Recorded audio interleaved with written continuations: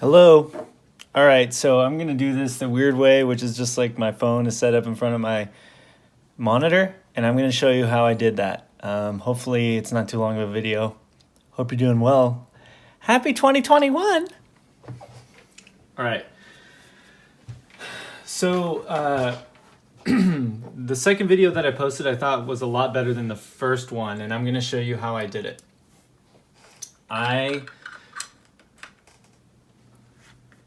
So the main thing is that the placement of the camera is really key. I used a GoPro because it's a really wide angle. And what's most important that you do with a GoPro or whatever camera you end up using is that you keep it on a stand in the exact same place for all the videos. You don't touch it, don't change it at all. So that when you look at those videos, they all look exactly the same. As far as the background A-flat minor blues. As far as the background is concerned. So and lighting is super important. That's the hardest part, is making the lighting the same, because when you change between all the videos, that's how they're gonna look good or bad, is if the lighting changes. My second video is better because I did it at night and I used lighting inside my bedroom. My first video is not so good because there was clouds that came in and out and it changed the lighting slightly, and so that gave it an effect that was really hard to fix. Oh, that's the other one.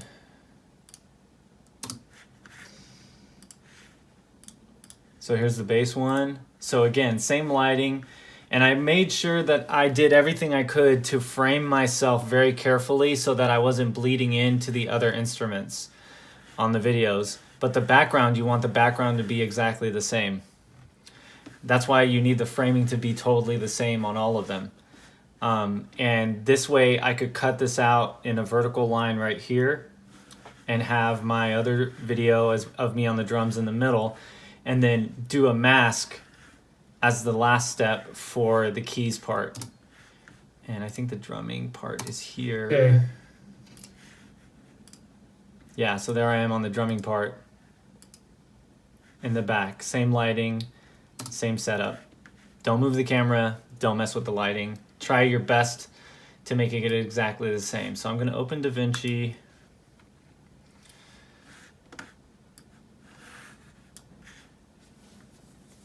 Opening Davinci.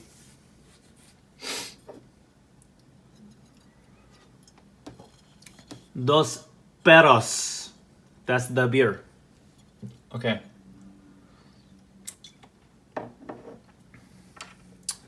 Oh, and then of course, before I get to this step, I record all those tracks into Logic, and I go into Logic and I mix them and everything and get a nice, good, solid mixed track that I'm also going to rip into here as well. So I'm gonna do this as a new project just so I can show you where it is, how to do it from the beginning, as opposed to this last video that I just did.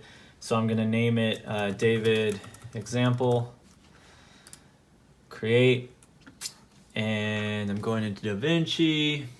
Okay, here I am in Davinci. And so I already put the 3 videos that I used into a separate file that I have in my external hard drive. A-flat minor blues, so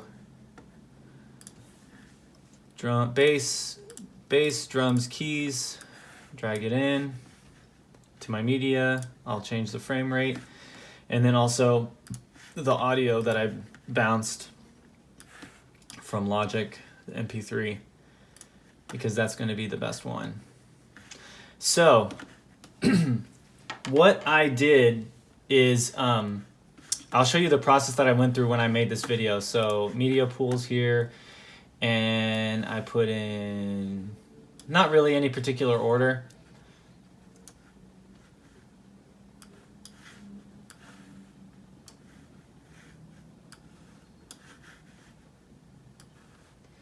And I don't know if you do clap checks at the beginning of your tracks, but I do. It's a habit that I've developed that I think makes it a lot more helpful to make it easy to line up the videos in the place that they're supposed to be. Oh, hold on a second. So I do a clap check where it matches up with the audio recording on Logic so that it's easy for me to line up all the videos together. Where there's, you know, basically like a spike in the audio track. Because this is the acoustic audio from the videos that I'm not going to use. And I'm not going to put in the MP3 yet. And that's just because I know of a drawback that I already found earlier that is going to prevent me from doing that right now. So I got all 3 videos in there. Take this away so it's easier to see what's going on. And I'm going to move over to a place where everybody's playing. So as you know, when you're putting in these videos, you got the video on top is the one that's on the front, and then they're in layers, right? And so all I really do is I select each one, and I select, is it on the screen here? Yeah, it is. I select the crop, because you're not going to transform it at all. You want that exact full frame. If you transform these videos, it'll be hard for them to match up and for it to look like it's 3 of the same person in the same room. So I just use the crop for this. So this is the first one. So I want to crop it, so I move over like this, and it's only the drums. And there. See, because I'm cropping the video on top, that automatically is showing me on bass because that's the next layer below, right? The next layer below is me on bass. And so if I want to crop, I go here and I crop this so I can show me on keys. It shows me on keys. Now, this is the same problem I had this morning when I was working this out. When you do this, here's the problem.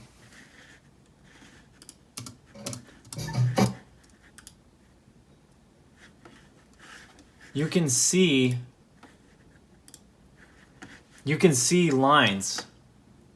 You can see the lines between the cropping. So even though I had the lighting exactly the same on all the tracks, this really messed with me because this lighting is messed up right here. You can see the difference in the shade between here and here. Now, I was actually able to adjust the color and to fix most of that on this particular video.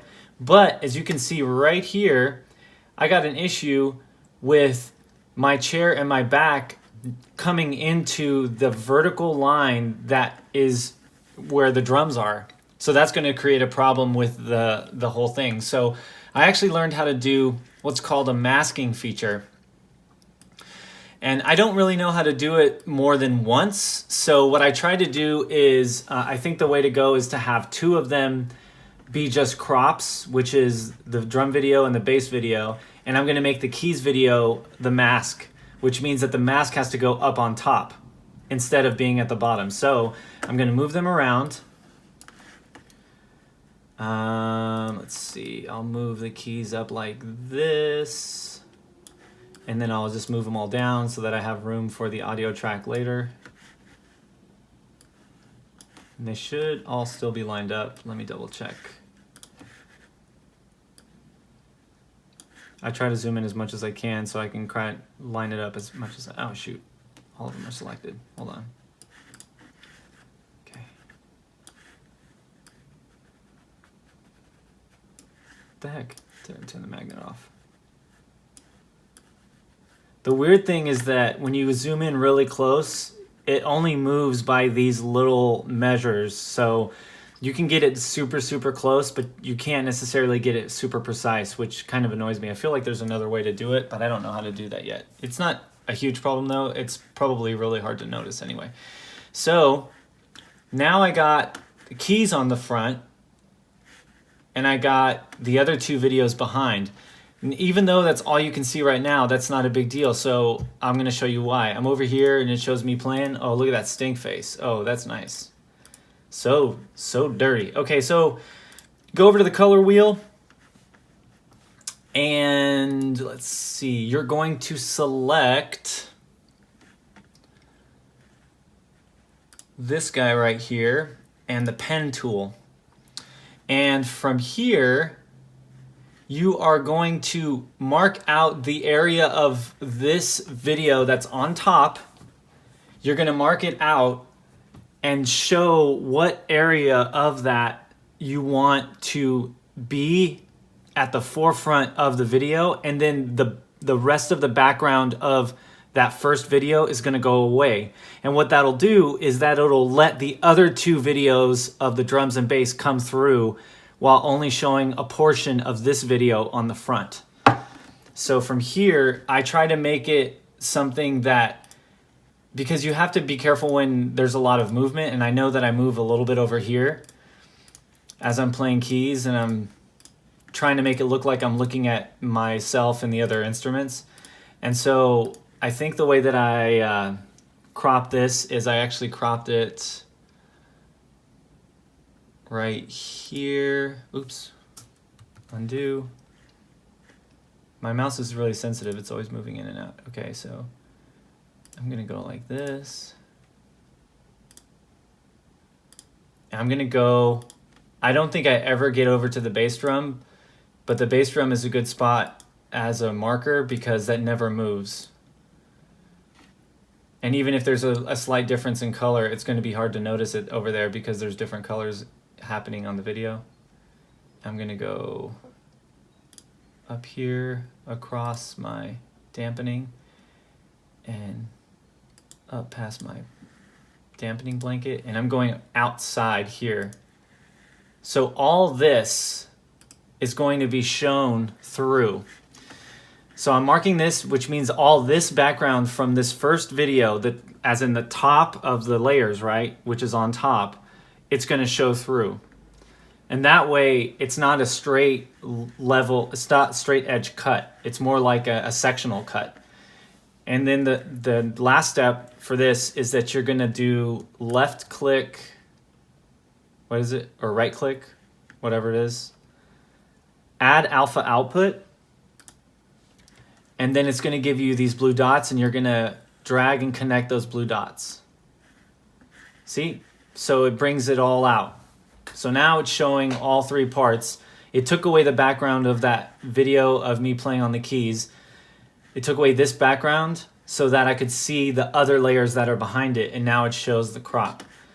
Now, if I go back to edit, it gives you a better...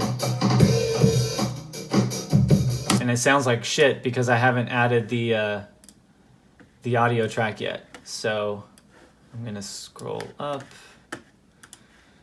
media, bring this down in audio 4, drag it over, put the cursor somewhere near the clap check. I believe that's the clap check right there.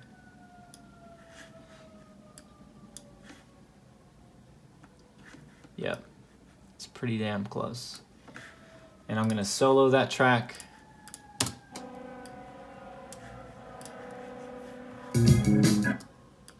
So now it's soloing that track. Obviously you must know how to do that already, so I don't really have to go into that.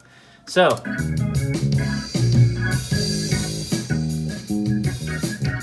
and then of course you want to make sure that you check out the video and that the whatever cropping you do, there's no bleed in where like somebody's hand disappears or something like that.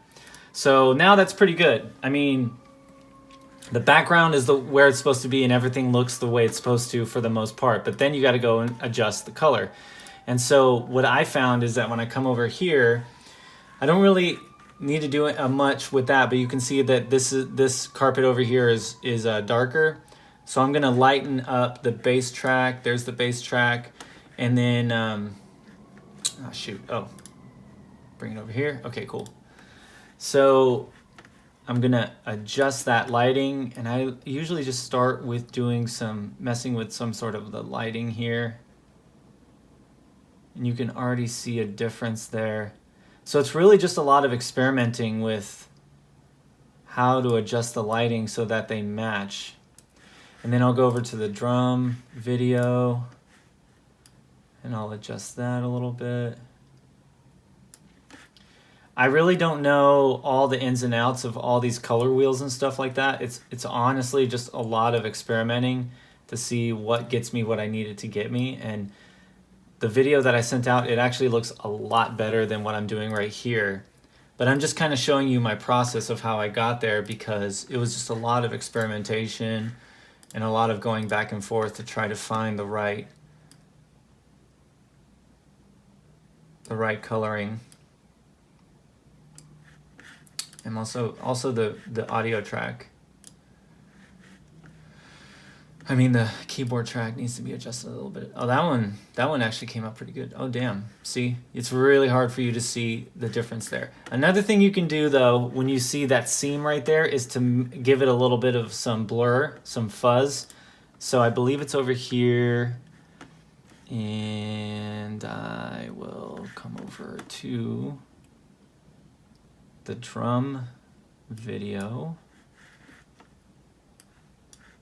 Where's drums? Drums, video, cropping, and softness. If you can hit that softness and you can scroll out and it spreads it out more.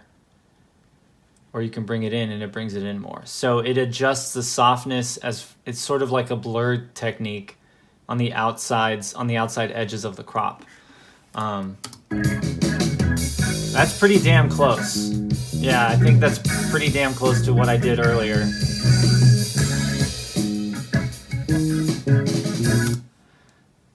So that's how I did it.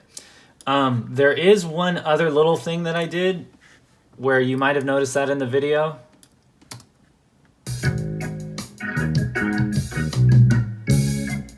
Where me as the bass player look at the drummer. Look at me as right here. Oh yeah, feeling it. Hey, let's smile at each other. The whole reason that I knew how to do that was because I put on my Logic track in a specific spot. Like a lot of times I'll do like an audio track on Logic to tell me in the performance where things are happening, so that no matter what instrument I'm using, I know what, I know I'm supposed to do it at that particular spot. Like if a chorus is coming up or an extra measure or whatever. But literally on the track, I said, drums and bass, look at each other. And then in both parts, I pretend that we're looking at each other. Drums and keys, look at each other. Excuse me. And then we pretend that we're looking at each other. Literally that sort of stuff.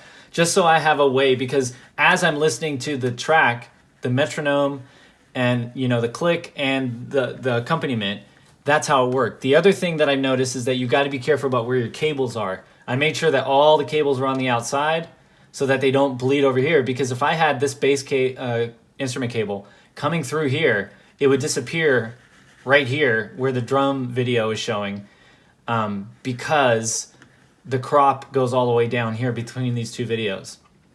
So hide all the cables, make sure they're out of the shot as much as possible or aren't moving, and then just be very aware of that. The other video where I had me down here, it was the same sort of a thing, but it was a lot harder to get the lighting right, and I think it was because I did it during the day. This one was easier, and it makes it look more realistic. So, bam! That's what I did, bro. That was a kind of a tutorial. Hopefully that helps you, and you can use that. But what it's all about is using the same exact camera without changing the settings, with the same exact lighting, and making sure you're placing yourself in places within the room where you're not going to bleed into each other too much. I know there's ways to do masking where you actually cut out the mask specifically for multiple videos, but I don't know how to do that really effectively when it's more than two. And so that's why I do a crop with the two videos, and then I do a mask with the other one. I'm sure there's a way to do it in Davinci. I just don't know how to do it yet because there's so much to it. Thanks a lot, dude. Hope this helps. Peace.